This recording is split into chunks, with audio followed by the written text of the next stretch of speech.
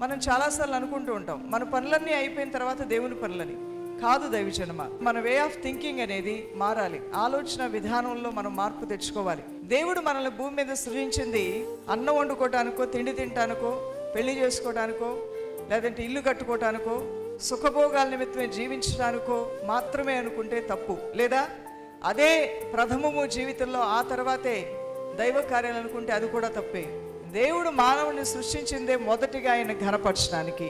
మొదటగా ఆయన ఘనపరిచిన తర్వాతనే పెళ్ళి, పిల్లలు, ఆస్తి, అంతస్తులు, ఉద్యోగాలు, తర్వాత మన పనులు, కార్యక్రమాలు అన్నీ కూడా. ఇక్కడ ఉల్టా అయిపోయింది. మొదటిది రెండవదిగా మారింది, రెండవది మొదటిగా మారింది. సమయం ఉన్నప్పుడు దేవుని సన్నిధిలో ప్రార్థన చేయటం, సమయం ఉన్నప్పుడు భక్తి కార్యాలు చేయటం, మిగిలిన సమయాలన్నిటిలో కూడా మన సొంత కార్యక్రమాల్లో వెళ్ళటం అనేది ఒక విధంగా నిర్జీవ క్రియలకు కారణమవుతూ ఉంటుంది. ప్రతి ఒక్కరూ గ్రహించుకోవాల్సింది ఏంటంటే దేవుని కార్యాలకే మనం మొదటి స్థానం ఇవ్వాలి. అప్పుడు మీరు ఘనపరచబడతారు. అన్ని విషయాల్లో దేవుని పని అయిన తర్వాత మన పని, అది మనం నేర్చుకోవాల్సింది.